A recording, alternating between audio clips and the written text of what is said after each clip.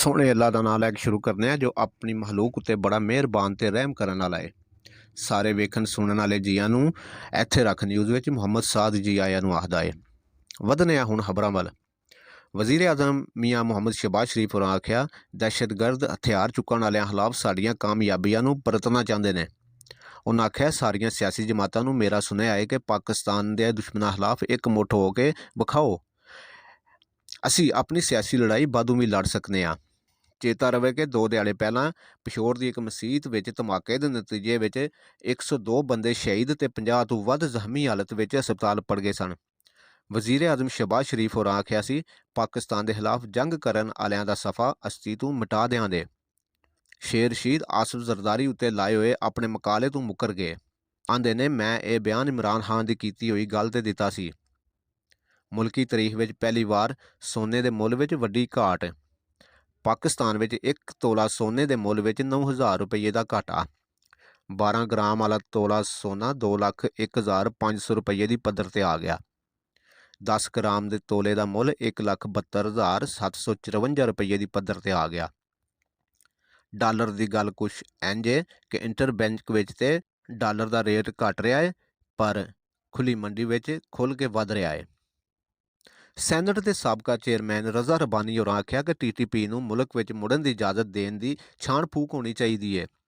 ਉਹਨਾਂ ਸੈਨੇਟ ਵਿੱਚ ਤਕਰੀਰ ਕਰਦੇ ਹੋਏ ਆਖਿਆ, ਇਮਰਾਨ ਹਕੂਮਤ ਨੇ ਜਿਹੜੀ TTP ਬਹਾਲੀ ਦੀ ਪਾਲਿਸੀ ਸ਼ੁਰੂ ਕੀਤੀ ਸੀ, ਇਹ ਉਸੇ ਪਾਲਿਸੀ ਦਾ ਨਤੀਜਾ ਹੈ, ਕਿਉਂਕਿ ਜਦੋਂ ਕਾਬਲ ਵਿੱਚ ਤਾਲਿਬਾਨ ਆਏ ਤੇ ਉਹਦੇ ਨਾਲ ਹੀ ਕੁਝ ਹਜ਼ਾਰ ਬੰਦਿਆਂ ਨੂੰ ਹਥਿਆਰਾਂ ਨਾਲ ਪਾਕਿਸਤਾਨ ਆਉਣ ਦਿੱਤਾ ਗਿਆ। ਉਹਨਾਂ ਆਖਿਆ, ਪਾਕਿਸਤਾਨ ਆਉਣ ਵਾਲੇ ਤਾਲਿਬਾਨਾਂ ਬਾਰੇ ਕਿਹਾ ਗਿਆ ਕਿ ਇਹ ਗੁੱਡ ਤਾਲਿਬਾਨ ਨੇ। ਇਹ ਪਾਕਿਸਤਾਨ ਦੇ ਦਸਤੂਰ ਤੇ ਕਾਨੂੰਨ ਦੇ ਥੱਲੇ ਰਹਿ ਕੇ ਕੰਮ ਕਰਨ ਦੇ। ਉਸ ਵੇਲੇ ਇਹਨਾਂ ਬਾਰੇ ਨਾ ਪਾਰਲੀਮਾਨ ਤੇ ਨਾ ਹੀ ਆਵਾਮ ਨੂੰ ਭਰੋਸੇ 'ਚ ਲਿਆ ਗਿਆ। ਕੁਆਟ ਡੈਮ ਵਿੱਚ ਬੇੜੀ ਮੂੰਹਦੀ ਹੋਣ ਨਾਲ ਡੁੱਬ ਕੇ ਫੌਤ ਹੋਣ ਵਾਲੇ ਮਦਰਸੇ ਦੇ ਬਾਲਾਂ ਦੀ ਗਿਣਤੀ 51 ਹੋ ਗਈ। 3 ਦਿਹਾੜੇ ਪਹਿਲਾਂ ਕੁਆਟ ਦੇ ਤਾਂਦਾ ਡੈਮ ਸੈਰ ਕਰਨ ਆਏ ਮਦਰਸੇ ਵਿੱਚ ਪੜ੍ਹਨ ਵਾਲੇ ਨਿਆਣੇ ਡੈਮ ਵਿੱਚ ਬੇੜੀ ਮੂੰਹਦੀ ਹੋਣ ਨਾਲ ਡੁੱਬ ਗਏ ਸਨ। ਰੈਸਕਿਊ 11/22 ਜ਼ਿਲ੍ਹੀ ਐਮਰਜੈਂਸੀ ਅਫਸਰ ਜਵਾਦ ਹਲੀਲ ਨੇ ਦੱਸਿਆ ਕਿ ਰੈਸਕਿਊ ਤੇ ਸਰਚ ਆਪਰੇਸ਼ਨ ਹਾਲੇ ਤੱਕ ਜਾਰੀ ਹੈ, ਕਿਉਂਕਿ 4 ਨਿਆਣੇ ਹਾਲੇ ਵੀ ਨਹੀਂ ਲੱਭ ਰਹੇ। ਉਹਨਾਂ ਦੱਸਿਆ ਕਿ ਅੱਜ ਲੱਭਣ ਵਾਲੇ ਮਈਤਾਂ 'ਚ ਬੇੜੀ ਦਾ ਮਲਾਹ ਤੇ ਉਹਦੇ ਘਰ ਦੇ ਵੀ 3 ਬੰਦੇ ਸ਼ਾਮਲ ਸਨ। ਡਾਨ ਅਖਬਾਰ ਦੀ ਰਿਪੋਰਟ ਮੁਤਾਬਕ ਮੀਰ ਹਲੀਲ ਬਖਸ਼ ਮਦਰਸੇ ਦੇ ਰਾਖੇ ਸ਼ਾਹਿਦ ਨੂਰ ਨੇ ਦੱਸਿਆ ਕਿ ਬੇੜੀ ਮੂੰਹਦੀ ਹੋਣ ਵੇਲੇ ਮਦਰਸੇ ਦੇ ਘੱਟੋ ਘੱਟ 59 ਬਾਲ ਬੇੜੀ ਵਿੱਚ ਸਵਾਰ ਸਨ। ਦੂਜੇ ਪਾਸੇ ਮਦਰਸੇ ਦੇ ਰਾਖੇ ਸ਼ਾਹਿਦ ਨੂਰ ਨੇ ਮਹਿਕਮਾ ਆਬਪਾਸ਼ੀ ਦੇ ਅਹਿਲਕਾਰਾਂ ਖਿਲਾਫ ਬੇਧਿਆਨੀ ਵਰਤਣ ਉੱਤੇ ਪਰਚਾ ਦਰਜ ਕਰਵਾ ਦਿੱਤਾ ਹੈ।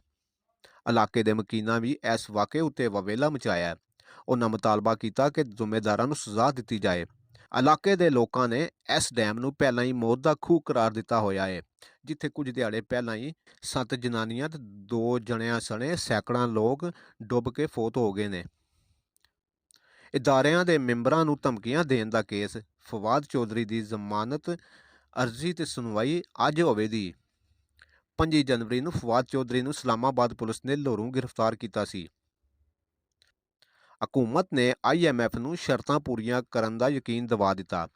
ਖਜ਼ਾਨੇ ਦੇ ਵਫਾਕੀ ਵਜ਼ੀਰ ਇਸਾਕ ਡਾਰ ਨੇ ਫਾਈਨਾਂਸ ਡਿਵੀਜ਼ਨ ਵਿੱਚ ਆਏ ਹੋਏ IMF ਮਿਸ਼ਨ ਦੇ ਚੀਫ ਨਿਥਨ ਪੋਰਟਰ ਦੇ ਸਰਬਰਾਹੀ ਵਿੱਚ IMF ਦੇ ਜਾਇਜ਼ਾ ਮਿਸ਼ਨ ਨਾਲ ਮੁਲਾਕਾਤ ਕੀਤੀ, ਜਿਹਦੇ ਵਿੱਚ ਇਸਾਕ ਡਾਰ ਨੇ ਯਕੀਨ ਦਿਵਾਇਆ ਕਿ ਪਾਵਰ ਸੈਕਟਰ ਵਿੱਚ ਬਿਹਤਰੀ ਲਿਆਂਦੀ ਜਾ ਰਹੀ ਹੈ ਤੇ ਗੈਸ ਸੈਕਟਰ ਵਿੱਚ ਭੱਜਦੇ ਨੱਚਦੇ ਕਰਜ਼ਿਆਂ ਦੇ ਖਤਰੇ ਨਾਲ ਨਿਬੜਨ ਵਾਸਤੇ ਇੱਕ ਵੱਡੀ ਪੱਧਰ ਦੀ ਕਮੇਟੀ ਬਣਾ ਲਈ ਹੈ।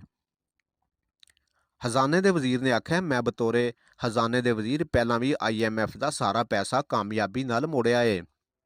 ਉਹਨਾਂ ਆਖਿਆ, ਹਕੂਮਤ ਇਸ ਪ੍ਰੋਗਰਾਮ ਨੂੰ ਪੂਰਾ ਕਰੇਗੀ। ਤੋਸ਼ਾਖਾਨੇ ਦੀਆਂ ਚੀਜ਼ਾਂ ਵੇਚਣ ਦਾ ਕੇਸ। ਇਮਰਾਨ ਖਾਨ ਦੇ ਖਿਲਾਫ ਫੌਜਦਾਰੀ ਕਾਰਵਾਈ ਕਰਦੇ ਹੋਇਆਂ ਇਮਰਾਨ ਖਾਨ ਉੱਤੇ 7 ਫਰਵਰੀ ਨੂੰ ਫਰਦ ਜੁਰਮ ਲਾਉਣ ਦੀ ਤਾਰੀਖ ਮੁਕਰਰ ਕਰ ਦਿੱਤੀ। ਇਸਲਾਮਾਬਾਦ ਦੀ ਜ਼ਿਲ੍ਹੀ ਅਦਾਲਤ ਨੇ ਇਮਰਾਨ ਖਾਨ ਨੂੰ ਜ਼ਾਤੀ ਤੌਰ ਤੇ ਤਲਬ ਕੀਤਾ ਹੋਇਆ ਸੀ, ਜਦਕਿ ਪੇਸ਼ ਨਾ ਹੋਣ ਕਰ ਅਦਾਲਤੀ ਹੁਕਮ ਉੱਤੇ ਇਮਰਾਨ ਖਾਨ ਦਿਆਂ ਵਕੀਲਾਂ ਨੇ 30,000 ਰੁਪਏ ਦੇ ਮੁਚਲਕੇ ਜਮ੍ਹਾਂ ਕਰਵਾ ਦਿੱਤੇ। ਪੁਲਿਸ ਵੱਲੋਂ ਪੰਜਾਬ ਦੇ ਸਾਬਕਾ ਵਜ਼ੀਰ ਆਲਾ ਚੌਧਰੀ ਪਰਵੇਜ਼ ਲਈ ਦੇ ਗੁਜਰਾਤ 51 ਵਾਲੇ ਘਰ ਵਿੱਚ ਛਾਪਾ। ਪੁਲਿਸ ਵੱਲੋਂ ਆਖਿਆ ਗਿਆ, ਇਹ ਛਾਪਾ ਚੌਧਰੀ ਵਜਾਦ ਸੈਨ ਦੀ ਗ੍ਰਿਫਤਾਰੀ ਲਈ ਮਾਰਿਆ ਗਿਆ। ਪੁਲਿਸ ਸਖਣੇ ਹੱਥੀਂ ਮੁੜ ਗਈ। ਜਦ ਕਿ ਮੋਨਸ ਲਈ ਨੇ ਇਸ ਛਾਪੇ ਉੱਤੇ ਟਵੀਟ ਕੀਤਾ ਕਿ ਪੁਲਿਸ ਤੇ ਚਲੋ ਠੀਕ ਹੈ, ਪਰ 2 ਕਾਲੀ ਵੀਗੋ ਗੱਡੀਆਂ ਦਾ ਕੀ ਕੰਮ ਸੀ। ਇਲੈਕਸ਼ਨ ਕਮਿਸ਼ਨ ਨੇ ਚੌਧਰੀ ਸ਼ੁਜਾਤ ਹੁਸੈਨ ਦੇ ਹੱਕ ਵਿੱਚ ਬੜਾ ਵੱਡਾ ਫੈਸਲਾ ਦਿੱਤਾ। ਚੌਧਰੀ ਸ਼ੁਜਾਤ ਹੁਸੈਨ ਕਾਫ ਲੀਗ ਦੇ ਪ੍ਰਧਾਨ ਬਰਕਰਾਰ। ਇਲੈਕਸ਼ਨ ਕਮਿਸ਼ਨ ਨੇ ਚੌਧਰੀ ਸ਼ੁਜਾਤ ਹੁਸੈਨ ਨੂੰ ਮੁਸਲਿਮ ਲੀਗ ਕਾਫ ਦੀ ਪਾਰਟੀ ਸਦਾਰਤ ਤੋਂ ਲਾਹੁਣ ਦੀ ਦਿੱਤੀ ਗਈ ਅਰਜ਼ੀ ਦਾ ਰਾਖੀ ਰੱਖਿਆ ਹੋਇਆ ਫੈਸਲਾ ਸੁਣਾਉਂਦੇ ਹੋਇਆਂ ਉਹਨਾਂ ਨੂੰ ਜਮਾਤ ਦੇ ਸਦਰ ਦੇ ਅਹੁਦੇ ਤੇ ਬਰਕਰਾਰ ਰੱਖਿਆ। ਕੁਝ ਦਿਨ ਪਹਿਲਾਂ ਚੌਧਰੀ ਪਰਵੇਜ਼ ਲਾਈ ਨੇ ਚੌਧਰੀ ਸ਼ੁਜਾਤ ਹੁਸੈਨ ਤੇ ਤਾਰਕ ਬਸ਼ੀਰ ਚੀਮਾ ਨੂੰ ਪਾਰਟੀ ਦੇ ਅਹੁਦਿਆਂ ਤੋਂ ਲਾਹ ਕੇ ਚੌਧਰੀ ਵਜਾਹਤ ਹੁਸੈਨ ਨੂੰ ਸਦਰ ਤੇ ਕਾਮਲ ਅਲੀ ਆਗਾ ਨੂੰ ਸੈਕਟਰੀ ਜਨਰਲ ਬਣਾ ਦਿੱਤਾ ਹੋਇਆ ਸੀ। ਮਿਲਦੇ ਹਾਂ ਅਗਲੇ ਬੁਲਟਨ ਵਿੱਚ। ਰੱਬ ਰਾਖਾ।